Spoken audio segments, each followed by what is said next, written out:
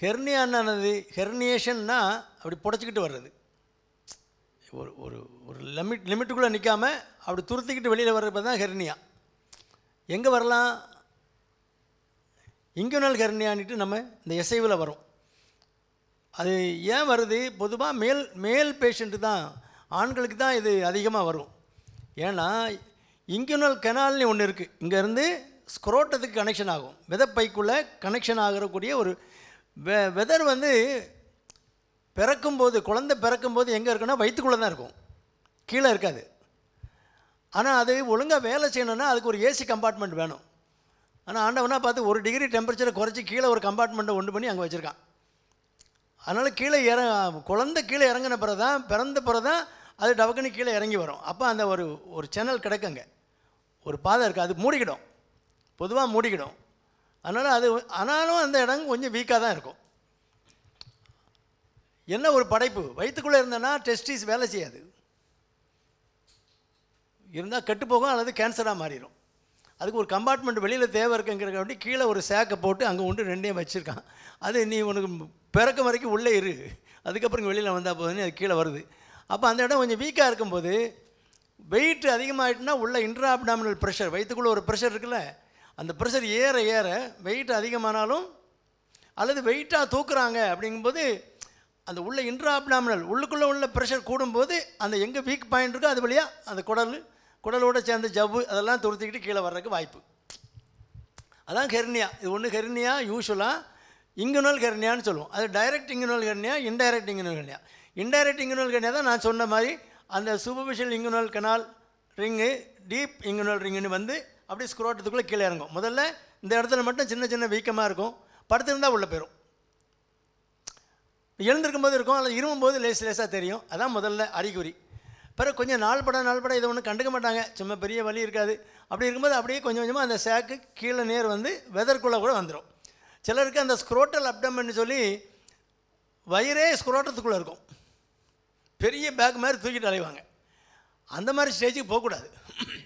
லேசாக அது கீழே இறங்கி வருது, வலி இருக்குது, வலி இல்லாமல் இருந்தாலுமே அந்த மாதிரி ஸ்டேஜில் அது ஹெர்னியா ஆப்ரேஷன் பண்ணி அந்த துவாரத்தை அடைச்சி அதில் ஒரு மெஷ் வச்சு ரிப்பேர் பண்ணிட்டாங்கன்னா என்ன ப்ரெஷர் ஏறினாலும் கீழே வராது. அதான் ஹெர்னியல் ரிப்பேர்.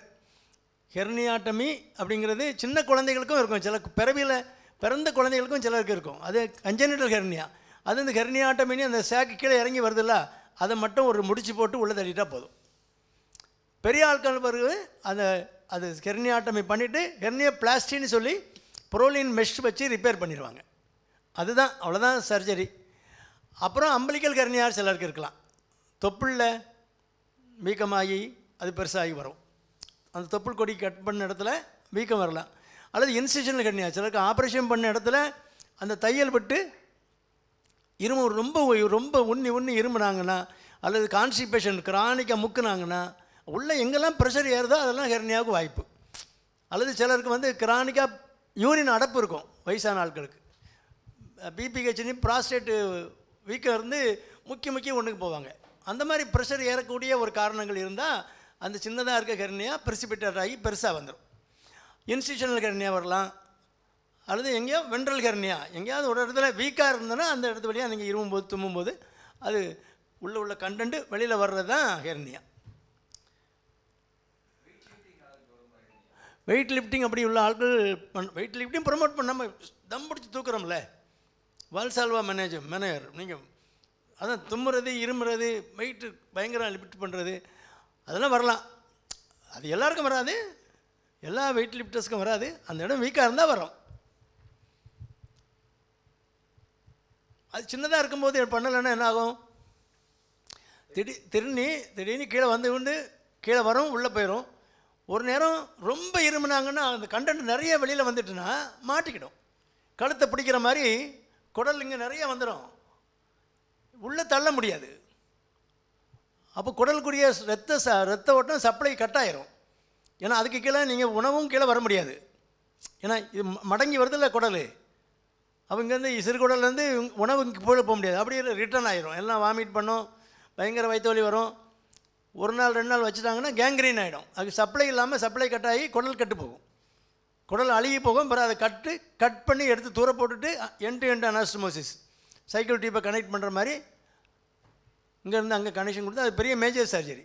அது வயசானவங்களுக்கு வந்ததுன்னா நிறைய காம்ப்ளிகேஷன்ஸ் வந்துடும். சுகர் கண்ட்ரோல் இல்லாமல் போயிடும், நிறைய யூரியா கிரேட் உப்புச்சத்து கூடிரும், மஞ்சக்காமலை வந்துடும், செப்டிசீமியா போயிடுவாங்க, கேங்க்ரீன் ஆயிடுறதுல குடல் கெட்டு போச்சதுனால அதில் உள்ள கிருமிகள்லாம் ரத்தத்தில் கலந்து பிரச்சனை ஆயிரும்.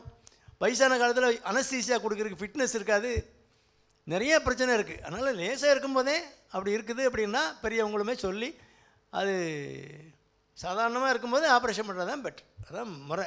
ஆனால் எமர்ஜென்சி ஹெர்னியா பிளாஸ்டிக்னா அது காம்ப்ளிகேட்டட், அது தேவையில்லாது. சிலரை வச்சுக்கிட்டே இருப்பாங்க, சொல்லவும் மாட்டாங்க. வயசான ஆட்கள் திடீர்னு எனக்கு ஒன்றும் இல்லை வயிறு மட்டும் வலிக்கும்பாங்க. நம்ம எல்லாம் இறக்கி கீழே வரைக்கும் பார்த்தா தான் தெரியும்.